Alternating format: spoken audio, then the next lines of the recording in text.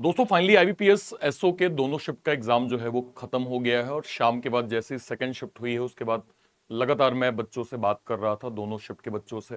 और कंप्लीट एक डेटा जो मैंने देखा है ना, और बहुत सारे बच्चों के शाम से मेरे पास मैसेज भी हैं, चाहे वो हमारे आईटी के जो स्टूडेंट्स हैं, चाहे लॉ के स्टूडेंट्स हैं, राजभाषा के हैं, जिन्होंने भी अभी जो है वो पहला एग्जाम दिया है।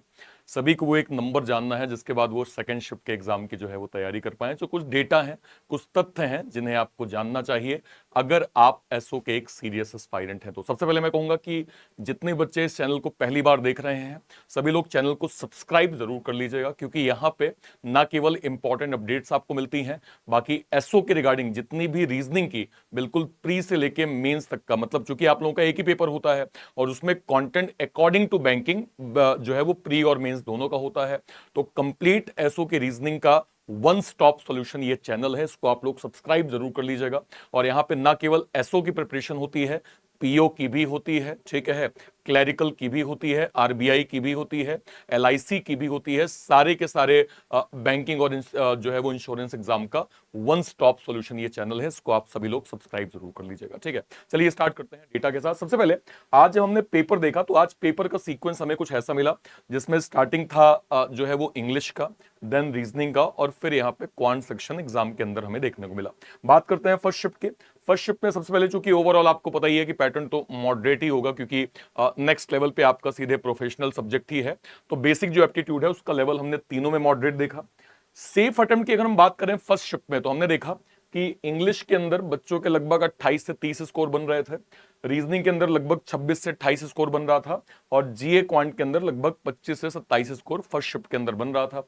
अगर मैं ये देखूं कि एग्जाम वाइज पेपर कैसा गया, तो इंग्लिश के अंदर दो तरह की आरसी, एक आपको ऑनलाइन गेमिंग बेस्ड और एक lake based. Error detection 5 question, cloze test 6 question, word usage के 2 क्वेश्चन, वर्ड रीअरेंजमेंट के 4 से 5 क्वेश्चन, वर्ड रिप्लेसमेंट के 5 क्वेश्चन, स्वैप वर्ड के 4 से 5 क्वेश्चन, और मिसलेनियस के 2 से 8 क्वेश्चन हमने इस पैटर्न में जो है वो प्रॉपर देखा। टोटल 50 यहां पे क्वेश्चन थे। देन बात करते हैं मैथ्स की। Wrong number series 6 question, approximately 6 question, then table DI 6 question, line graph DI 6 question, pie chart DI 6 question, caselet DI 6 question, data sufficiency 3 और अर्थमेटिक के 11, टोटल आपके 50 यहां पे जो है वो इस तरह से डिस्ट्रीब्यूशन हमने देखा किसमें, एप्टीट्यूड में। अब बात करते हैं रीजनिंग की। देखिए, एक सर्टेन नंबर ऑफ पर्सन यहां पे पूछा गया था लीनियर में, जिसमें हमें टोटल नंबर ऑफ पर्सन निकालना था। बॉक्स के साथ 8 लोग दिए थे और अलग अलग ये आइटम परचेज कर रहे थे, मतलब एक साथ 2 वेरिएबल हमें दिया हुआ था। इसके बाद अगर मैं देखूं, 8 लोग थे, एक स्ट्रेट लाइन में थे, some people north some people south, जिसमें साउथ देखने वालों की संख्या नॉर्थ देखने वालों से ज्यादा थी। ठीक है, इसके बाद day based puzzle, Monday to Saturday, साथ में अलग अलग सब्जेक्ट भी दिया हुआ था। स्क्वायर पजल थी, कॉर्नर वाले इनसाइड, मिडिल वाले आउटसाइड, और साथ में एक वेरिएबल लैंग्वेज का भी यहां पे दिया हुआ था।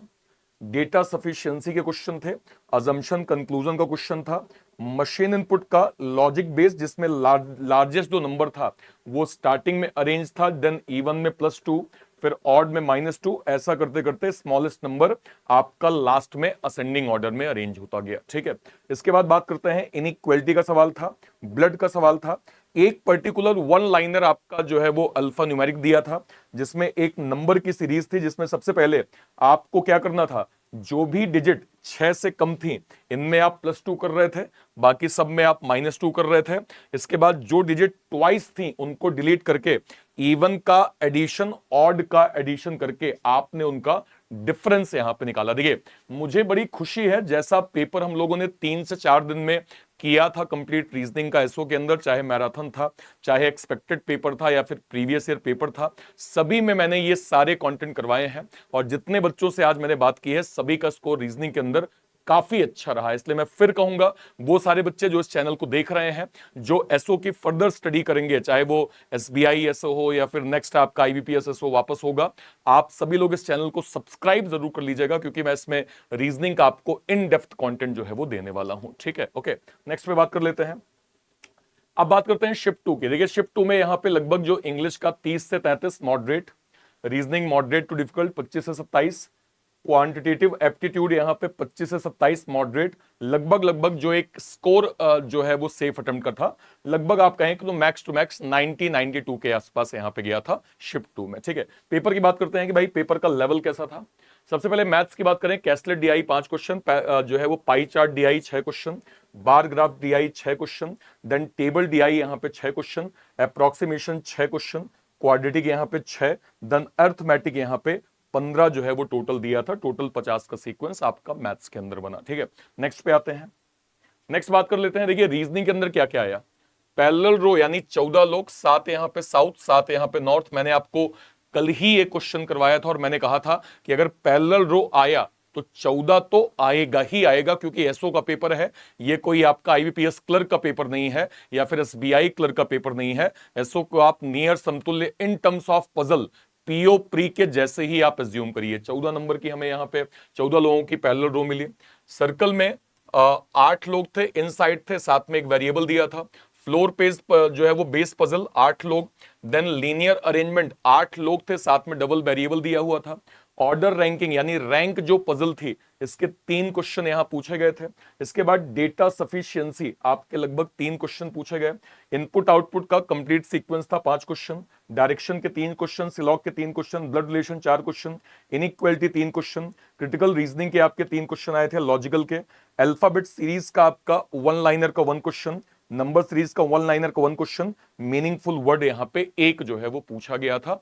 ये हमने ओवरऑल पैटर्न जो है वो रीजनिंग के अंदर देखा। डुएबल मैनर में पेपर था। अगर आप लगभग पेपर देखेंगे तो ठीक है, थोड़ा सा कुछ अगर आप पैटर्न देखें मॉडरेट थे भाई, और मॉडरेट क्या लेवल अप मैं कहूंगा, लेकिन फिर भी आप अगर आप सीक्वेंस वाइज और स्ट्रेटेजी के साथ इस पेपर को करेंगे 20+ स्कोर आप बना लेंगे। ठीक है, ऐसा पेपर हमें दिख रहा है। अब बात करते हैं इंग्लिश की। क्या क्या आई। आरसी एक आई आपका एआई बेस्ड और एक बीपीओ इंडस्ट्री इन अफ्रीका, दोनों मिला के लगभग 18 नंबर करीब सवाल थे। Parajumble 5 question, error spotting 4 question, miscellaneous के 6 क्वेश्चन, वर्ड स्वैप के 6 question, connectors 2 question, double filler 7 question, match the जो है वो कॉलम यहाँ पे 2 नंबर, टोटल यहाँ पे 50 आपके ओवरऑल टोटल हमने इंग्लिश के अंदर देखे। अब ये तो दोनों शिफ्ट का पेपर हो गया। ठीक है, अब दोनों शिफ्ट के पेपर के बाद हमने यहाँ पे क्या करवाया, हमने यहाँ पे स्टूडेंट पोल करवाया, हमने यहाँ पे उनके मार्क्स जाने। फिर स्टूडेंट पोल चाहे आपका टेलीग्राम के अंदर हो या फिर यूट्यूब के अंदर हो, इन दोनों जगहों पे हमने स्टूडेंट के एक एवरेज नंबर देखे हैं कि ओवरऑल आप चाहे किसी भी कैटेगरी से हो, आप चाहे आईटी के हो, आप राजभाषा के हो, आप मार्केटिंग के हो, आप एचआर के हो, आपने किसी भी स्ट्रीम से एग्जाम दिया होगा, लगभग हमने एक पोल देखा। और देखिए जब हम कट ऑफ की बात करते हैं, जब आप एक्सपेक्टेड कट ऑफ पूछते हैं, तो केवल और केवल आप पेपर दे के आए हैं इससे मैटर नहीं करता। बहुत चीजें होती हैं। अगर आप बिगिनर है, पहली बार आप एसओ दे रहे हैं, तो आपको ये जानना चाहिए, हालांकि बहुत सारे बच्चों को आइडिया है। एक तो आपको ये पता होता है कि भाई ओवरऑल डिफिकल्टी लेवल क्या रही है पेपर की, ये बहुत इंपॉर्टेंट होता है। वैकेंसीज का भी इंपैक्ट होता है, कितने बच्चों ने जो है वो फॉर्म भरा है, वो भी एक जो है वो इंपॉर्टेंट होता है, कितने बच्चों ने एग्जाम दिया है। ठीक है, distribution of scores among candidates, और लास्ट वाला पैटर्न इंपॉर्टेंट हो जाता है। अगर आपकी शिफ्ट जो है वो एक से ज्यादा रह गई, ठीक है, जैसे मान लीजिए एक शिफ्ट है तब तो कोई दिक्कत नहीं है, एक से ज्यादा शिफ्ट है, मान लीजिए पहले शिफ्ट में लेट सपोज रीजनिंग आसान आ गई, सेकंड में आपकी डिफिकल्ट आ गई, सेकंड वाला कहेगा अरे यार मेरा तो काफी डिफिकल्ट था, मैं कैसे सर्वाइव करूंगा, पहले वाले का तो सिलेक्शन हो जाएगा। तो ऐसा नहीं होता है। नॉर्मलाइजेशन की प्रोसेस में एक ऐसा एग्जैक्ट नंबर लाया जाता है जिससे इस शिफ्ट को भी बेनिफिट हो और इस शिफ्ट को भी बेनिफिट हो। तो जो हम कट ऑफ के नंबर की बात करते हैं तो वो कुछ इन सारे फैक्टर पे बेस्ड होता है। इन फैक्टर्स के आधार पे ही हमेशा कट ऑफ जो है वो तय किया जाता है।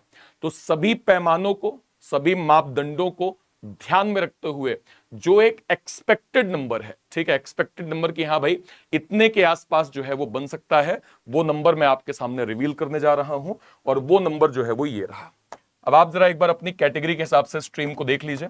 अगर आप आईटी ऑफिसर हैं, नियर अराउंड जो है वो 43 से 45, जिसमें आप +- 3 कर सकते हैं।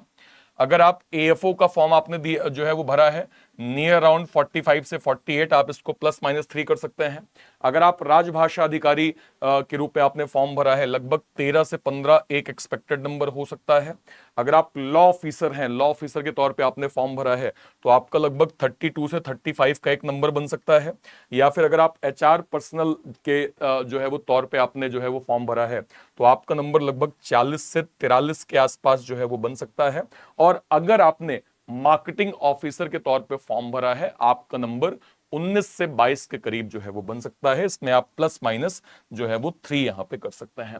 तो ये आपका ओवरऑल नंबर रहा, जो कि आपके जो है वो एक्सपेक्टेड कट ऑफ के डेटा पे जो है वो मैच करेगा। ठीक है, ओके। अब इंपॉर्टेंट चीज यहां से आपको नेक्स्ट जो है वो ये डेटा देखने के बाद आप फर्दर जो है वो अपनी प्रिपरेशन जो है वो स्टार्ट कर दीजिए। आपका जो भी जो है वो पार्ट 2 का फेज है वो आप स्टार्ट कर दीजिए।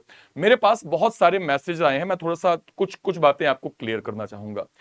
बहुत सारे बच्चे एसओ का फॉर्म जो है वो भरेंगे आगे भी, और फर्दर वो अपनी स्टडी करना चाहते हैं कि भाई मुझे रीजनिंग बिल्कुल स्क्रैच से चाहिए, रीजनिंग बिल्कुल बेसिक से चाहिए। देखिए, यूट्यूब पे ऑलरेडी मैं आपको क्लास प्रोवाइड कर रहा हूं। लगभग मैं एसओ के रिगार्डिंग क्लास आपको देता हूं, पीओ के रिगार्डिंग देता हूं। लेकिन अगर आप चाहते हैं कि आप डेडिकेटेड एक रीजनिंग को बिल्कुल स्क्रैच से पढ़ना चाहें, तो मैं आपको बताना चाहूंगा, बैंकिंग इंडस्ट्री के अंदर मैंने एक ऐसा कंप्लीट बैच लॉन्च किया है जिसमें मैं अपने सारे के सारे बैचेस बहुत ही अफोर्डेबल और डिसेंट प्राइस में सारे बच्चों को मैं प्रोवाइड कर रहा हूं। देखिए, आप ध्यान जो है वो ध्यान से देखिएगा। नीव का complete foundation batch, Lakshya complete mains का topic wise batch, then Junoon का SBI clerk pre plus mains batch, then Udaan का IBPS clerk pre plus mains batch, और ग्रामीण बैंकर्स बाबू का आरआरबी पीओ आरआरबी क्लर्क जो है वो pre plus mains batch. As a SO आपके लिए क्या हेल्प होगी? देखिए, एसओ का जो सिलेबस होता है वो प्री और मेंस दोनों का एडेड होता है, मिक्सअप होता है। तो आप नीव बैच के माध्यम से अपनी प्री की भी स्टडी कर सकते हैं, मेंस की भी स्टडी कर सकते हैं। साइमल्टेनियसली आप नीव के माध्यम से प्री पढ़ सकते हैं और साथ में लक्ष्य के माध्यम से आप मेंस पढ़ सकते हैं। तो ये दोनों चीजों के ऑप्शन में आप एसओ की रीजनिंग कंप्लीट कर सकते हैं, बिल्कुल स्क्रैच से, बेसिक से। ऑथेंटिक कंटेंट आपको प्रैक्टिस करने के लिए जो है वो पर्याप्त कंटेंट सब कुछ आपको इसके अंदर मिल जाएगा, और ये केवल और केवल आपको 499 के ऑथेंटिक प्राइस में यहां पे प्रॉपर जो है वो दिया जा रहा है। इसको आप कहां से अवेल कर सकते हैं? आप इसको सीधा सीधा जो अभी आप ये क्लास देख रहे हैं, जैसे आप यहां पे गए, आप सिंपल इस चैनल पे अभी क्लास देख रहे हैं, इस पे कोई भी क्लास, जैसे अभी जो क्लास चल रही है, आप इसके भी डिस्क्रिप्शन बॉक्स में जाएंगे, या फिर मान लीजिए आप यहां पे लाइव सेक्शन में गए, कोई भी क्लास, जैसे मान लीजिए मैंने कल ही एक एसओ की क्लास ली थी, ठीक है, इस पे अगर आप क्लिक करेंगे तो इसके डिस्क्रिप्शन बॉक्स में जाते ही आपको यहां पे रीजनिंग का कंप्लीट नायक सब्सक्रिप्शन मिल जाएगा, जिसको आप क्लिक करेंगे तो आपको ये बैच का जो है वो लिंक मिल जाएगा, जहां से आप इसको अवेल कर सकते हैं। इसकी कल लास्ट डेट होने वाली है, कल के बाद इसकी प्राइसिंग जो है वो बढ़ जाएगी। मेक श्योर करें कि आप इसको जरूर अवेल करें, आप बिल्कुल स्क्रैच से जो है वो अपनी एसओ की स्टडी कर सकते हैं। सारे बच्चे एक बार मुझे कॉमेंट करिएगा, आपका स्ट्रीम यहां पे क्या था, आपने टोटल जो है वो कितना बनाया है, टोटल आपका स्कोर जो है वो कितना बना है। इसमें आपने पर्टिकुलर सब्जेक्ट, चाहे आपने इंग्लिश में आपका स्कोर कितना रहा है, रीजनिंग में आपका स्कोर कितना रहा है, और क्वांट और जीए में आपका स्कोर कितना रहा है, इसको आप सारे बच्चे वीडियो के कमेंट सेक्शन में जरूर से जरूर मुझे बताइएगा। ठीक है, और भी कोई डाउट होता है वीडियो के कमेंट सेक्शन में अपनी बात आप जरूर रखिएगा। फिलहाल के लिए सेशन को इतना ही रखते हैं। Till then, bye bye, thank you so much, जय हिंद, थैंक यू।